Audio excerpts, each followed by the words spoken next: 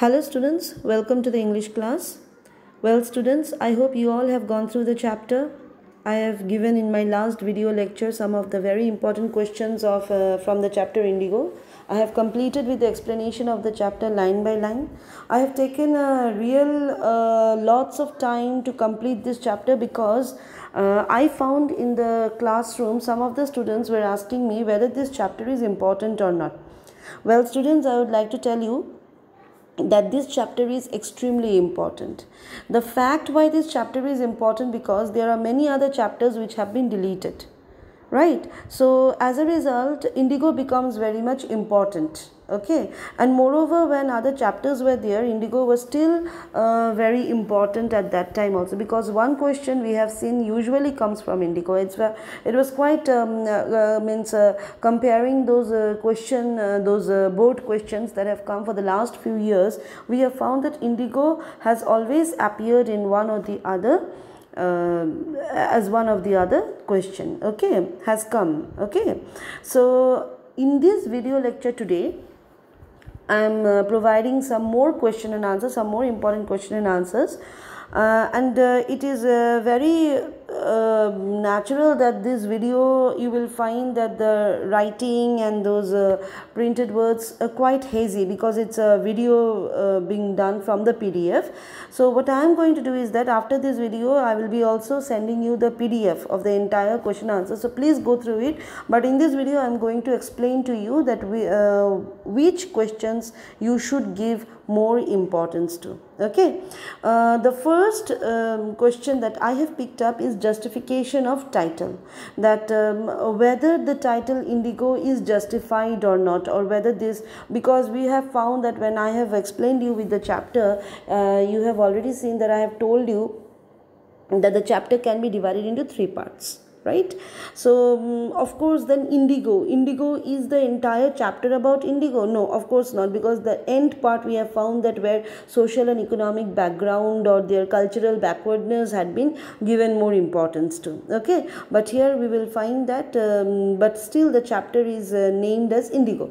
Okay, so whether it is justified or not, of course the chapter is this title is justified, because as you can see here it is written, the title Indigo focuses our attention on the issue of exploitation of indigo sharecroppers. Of course, because the chapter started with exploitation of the sharecroppers. That is what the chapter is all about. Okay, and at the hands of whom? At the hands of the British planters. Okay, the British compelled them through a long-term agreement to plant indigo on 15% of their land and surrender the entire harvest as rent. So that was the sharecropping business which was given. That is where they have to give out as rent the 15% of the indigo that they are cultivating. After the development of synthetic indigo by Germany, the British planters extracted money from the peasants as compensation for being released from the 15% agreement. The peasants who wanted their money back filed civil suits.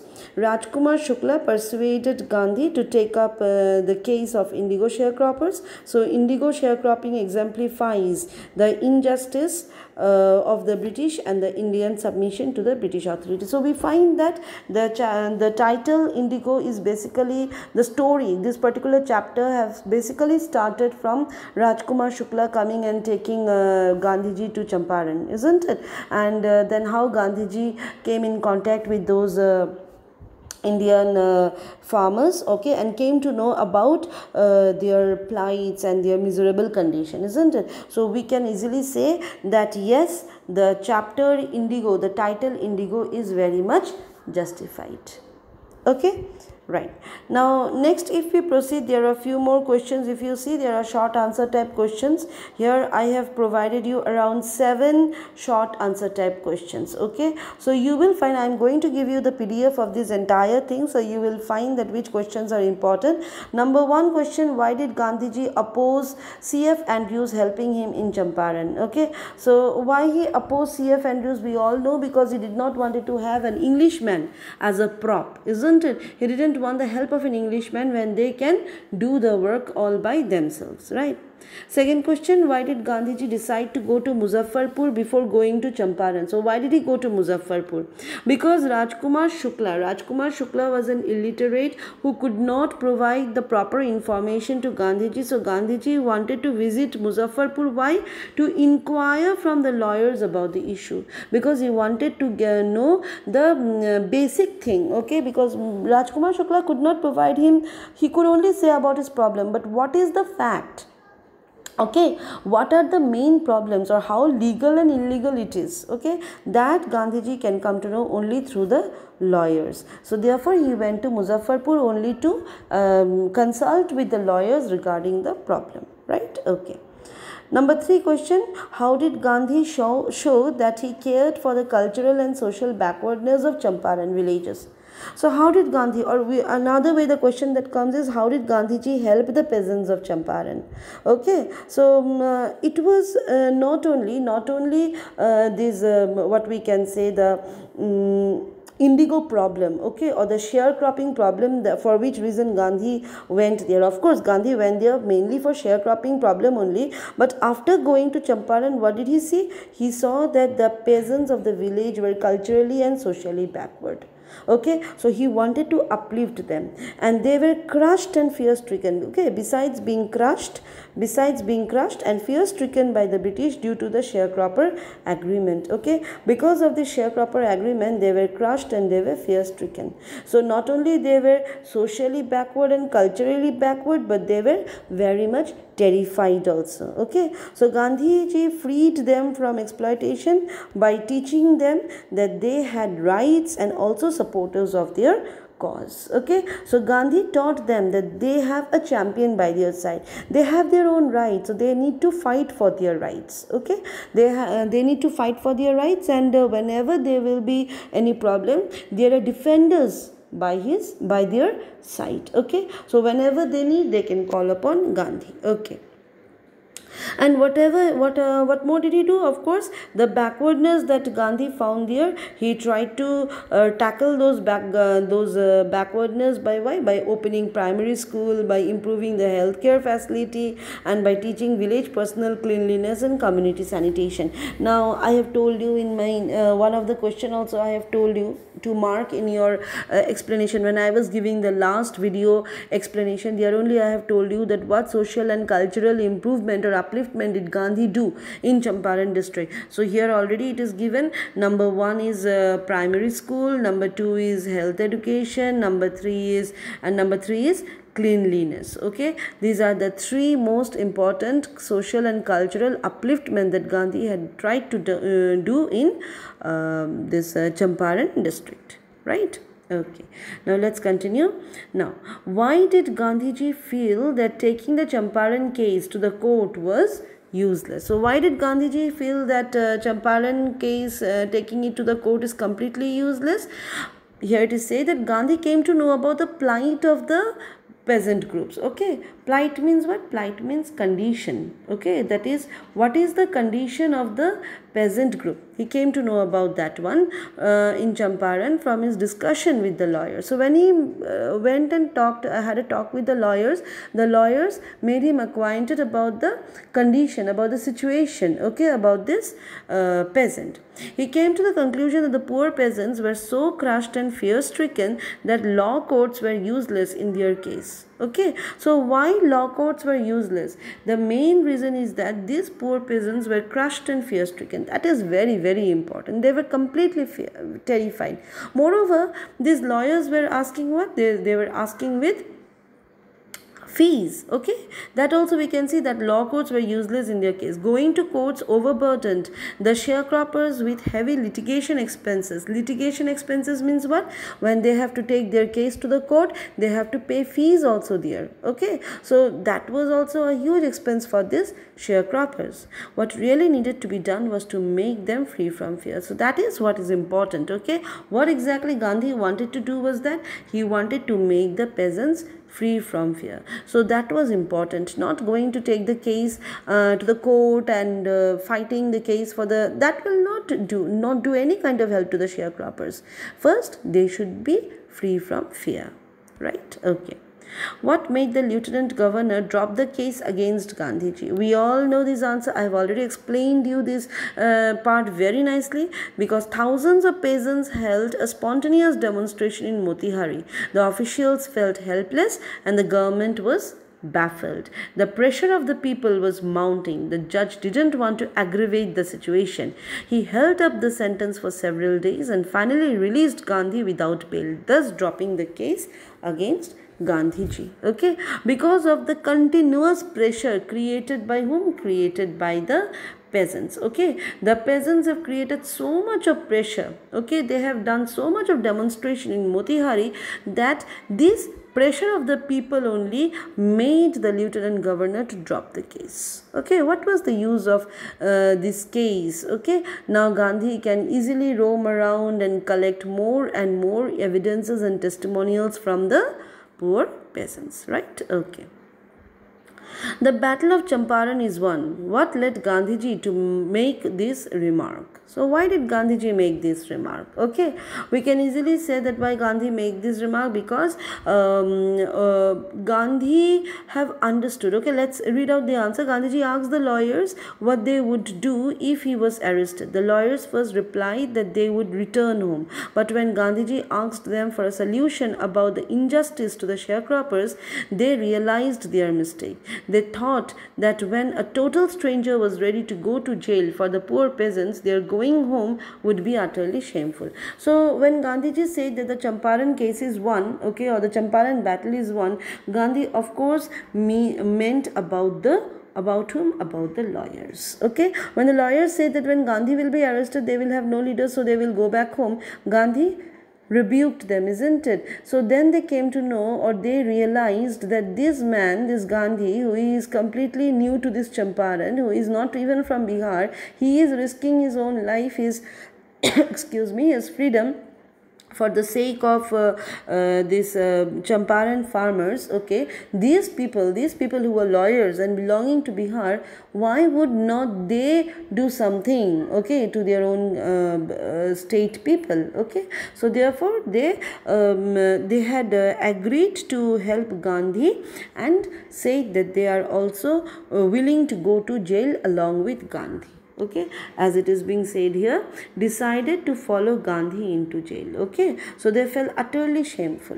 Okay, and they decided that they will follow Gandhi to the jail. So this made, as the lawyers became united and and Gandhi was able to win their trust, so Gandhi found that the Battle of Champaran is won. Next question we will go. What did the peasants pay the British landlords as rent? What did the British now want instead, and why? What would be the impact of synthetic indigo on the prices of natural indigo? Well, students, this has been directly taken from this chapter only. If you see the chapter, in the chapter only you have this particular question. The British landlords forced all tenants to plant 15% of their holdings with indigo and surrender the entire indigo harvest as rent. This was done on a long-term contract. When the landlords learned that Germany had developed synthetic indigo, they wanted to dissolve the agreement. However, they asked the sharecroppers to pay them compensation for being released from the 15% arrangement. Obviously, synthetic indigo would be cheaper and more readily available, and thus would bring down the price of natural indigo. Okay, so we have already understood that the peasants, what were the peasants paying? They were paying the 15% rent as indigo, isn't it? Now, what did the British understood? When they have come to know about the synthetic indigo, they knew that the synthetic indigo would be much cheaper, so they were focusing their attention towards synthetic indigo. But what about these tenant farmers? So therefore they wanted more and more money from them. So they said that okay, you will be released from your as sharecroppers, but in return you have to pay compensation, isn't it? So that would be the thing. What would be the impact of synthetic indigo on the prices of natural indigo? This is a very important question. Okay, the prices of the natural indigo. Obviously, here it is said, obviously synthetic indigo would be cheaper and more readily available, and thus would bring down the price of natural indigo. So indigo, which was a very what we can say as a was considered to be a very costly plantation, okay, and British was doing it in India and selling it around the world, okay, and earning lots and lots of money. When Germany invented okay, the synthetic indigo, of course what will happen, this natural indigo, no one will be willing to take natural indigo, isn't it? Why would they go when they can find cheaper indigo, the synthetic indigo? Okay, so why would they go for those costly one? So British would lose their business, at least the world business, the world market they are going to lose, because now Germany is gaining the world market, isn't it? So therefore, in order to compensate for it, they are extracting money from whom? From the Indian peasants. So of course, don't you think that is completely a torture and exploitation on the Indian farmers? What are the Indian farmers to do with either synthetic indigo or natural indigo? But the British have done this kind of exploitation on the Indian farmers. Okay, so 7 short type answers I have provided to you all here. Okay, now next we are concentrating on the long answer type questions. Okay, if you can see it properly, see here, why is the Champaran episode considered to be the beginning of the Indian struggle for independence? Of course, because this is a very major event in the struggle of independence. Okay, it was in the course of this small but significant movement that Gandhiji decided to spur the exit of the British from India. A close examination of the problem of the Champaran peasants opened Gandhiji's eyes to the unjust policies of the British. He realized that people had to be made free from fear, and only then could they be freed from foreign oppression. So this line is very important. Okay, opened Gandhiji's eyes, right? I am again doing it correctly. A close examination of the problem of the Champaran peasants opened Gandhiji's eyes to the unjust policy of the British. Okay, Gandhi came to India in 1915. And after that, he was not that much interested in Indian politics. At least he wanted to roam around the entire country and wanted to know that what is the main problem. But as Gandhi came to Champaran, he understood what unjust policies were done by British upon the Indians. Okay, and then he understood how the Indians are completely terrified. Okay, so he wanted to make them free from fear, and when they will be freed from fear, they will be freed from the foreign oppression also. Okay, from the foreign tortures, from the foreign rule. So that was what had made Gandhiji to start a new era of the Indian independence struggle. Well, you all had history, okay, and some of you are still studying history, and some of you had history till class 10. You must know that when we are reading Indian history, we are reading in the Indian independence struggle, a particular chapter is only there which is known as the Gandhi era.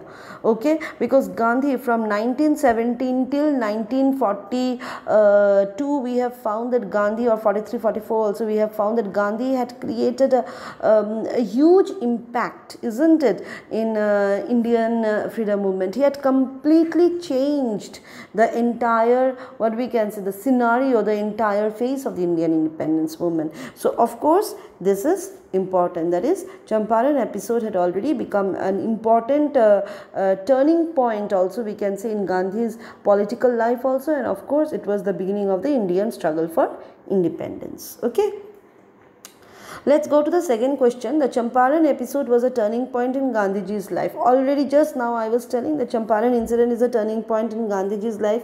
Well, initially also I have given you one thing that the Battle of Champaran is won. Okay, or the Champaran incident episode is a turning point in Gandhi's life. Well, this answer, beginning of the Indian independence and Champaran episode, a turning point in Gandhi's life, is somewhere very similar. Okay, you know, there is a trick in board exams. Very interesting trick is that you study one question, you study one answer, and you will find one long answer will have various types of question. So if you concentrate on one particular long answer, you will find that any kind of question related to that answer comes, you can easily answer. Okay, so let's see this answer. The success of the Champaran episode made Gandhiji decide to speed up the exit of the British from India. Gandhiji concluded that the root cause of the problem was fear. So going to law courts to solve the dispute was useless. It brought him face to face with reality, and he became aware of the miserable condition of the poor illiterate farmers. Okay, so Champaran episode was a turning point, because what is real India? Okay, because Champaran showed Gandhi the real India. Before, he used to live in what we can see in a very what we can see in a polished city. Okay, then he went to London, then he went to South Africa, and when he came to India back, he always stayed in some kind of big cities and towns. Okay, he had never seen, at least he have understood, he know what kind of Indian farmers or Indian poor people are suffering.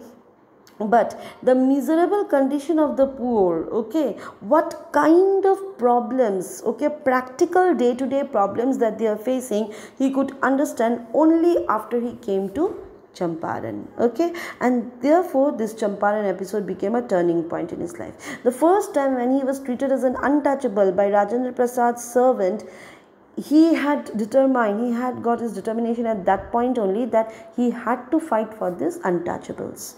Okay, and of course that had showed that the spontaneous demonstration by the peasants was the beginning of their liberation from fear of the British civil disobedience had triumphed. Okay, for the first time in modern India, Gandhi declared that the British could not order him about in his own country.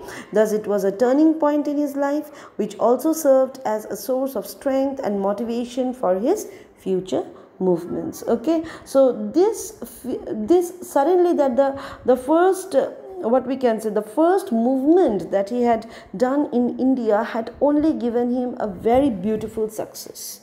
Okay, and that was the reason that Gandhi understood that only if they could courageously face this British, then it is very easy to pave the way for for the poor peasants to uplift and get freedom from the foreign powers. Okay, and that happened, of course, in the Champaran episode. Next question, question number 3. Civil disobedience had triumphed the first time in modern India. How? Explain with reference to the chapter Indigo. Okay. The answer is, when Gandhiji visited Champaran to look into the grievances of the peasants, he was served with an official notice to quit Champaran immediately. Gandhiji returned the notice with the remark that he would disobey the order. This was the beginning of civil disobedience. As a result, Gandhiji was ordered to appear in the court next day. Thousands of peasants put up a demonstration at the courthouse. The powerless officials appealed to Gandhiji to help them manage the crowd, which he no doubt did. The magistrate demanded Gandhiji to furnish bail, but Gandhiji did not comply with the orders. Then he released Gandhiji without bail. After several days, the case was dropped by the Lieutenant Governor. This was the start of the triumph of civil disobedience in India. Of course, civil disobedience, we have seen that when he was given the notice, okay, how Gandhiji, he refused the notice, he returned the notice, isn't it, with the remark that he would disobey the order. And this disobedience is only here given, okay, civil disobedience, that I am not going to obey the administrative order. Okay, why? Because they are all the foreign powers. Okay, so in his own country he has the right to decide that he will be following the Indian orders. Why? Or Indian peasant, he has promised the Indian peasants and he is committed to them. So why should he follow, or why should he obey some foreigners? Okay, so that was the civil disobedience movement that he started in India. And of course the first civil disobedience movement was a victory, isn't it? It was a glory. Okay, now we will see the last question, question number 4. Self-reliance, Indian independence and help to sharecroppers were all bound together. How did Gandhiji manage to do this? Explain in the context of the chapter Indigo. Okay, so this I have already told you also in my video lecture. I have explained also that self-reliance, Indian independence, okay, then help to the sharecroppers, how it all came together, how it all was bound together, okay, and how Gandhiji had explained the thing in this chapter, isn't it? Self-reliance. In the case of self-reliance, what happened? Self-reliance, I hope everyone remember when C.F. Andrews came and asked that he wanted to help Gandhiji, but Gandhiji said that no, I don't want your help. Okay, and even told the lawyers that when our fight is just, what is the use of taking help of some foreigner, okay, some Englishman? Okay, so that was a self-reliance. Okay, Gandhiji proved that the British authority, hitherto dreaded and unquestioned, could be challenged by Indians only. So Indians can have the power. And of course we have seen in the court case when thousands of peasants, they came up, and the lawyers and the prosecutors, they were all baffled and they had to drop the case. So of course no Englishman was required to make the Champaran Satyagraha a successful useful one, isn't it? Okay. In this way, Gandhi taught them a lesson in self-reliance. Gandhiji proved that the British authority, hitherto dreaded and unquestioned, could be challenged by Indians. The success of Champaran marked the triumph of civil disobedience in India.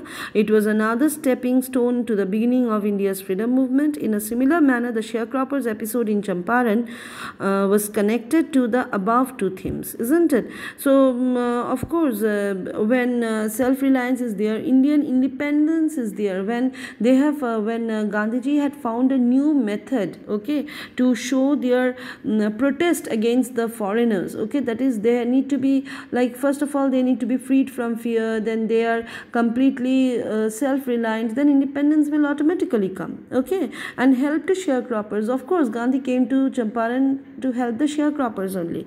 All these three things were connected to each other, and so of course, last line, as we can see, Louis Fisher has rightly said that self-reliance, Indian independence, and help to sharecroppers were all bound together. So these three things came together in this episode of Champaran Satyagraha, isn't it?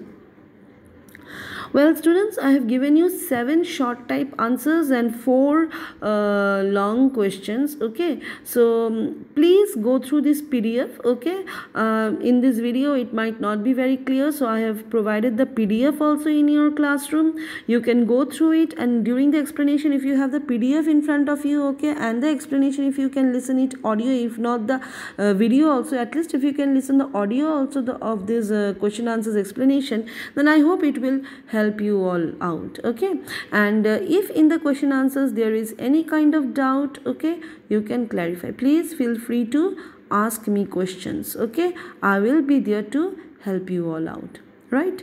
Okay, thank you students, study well.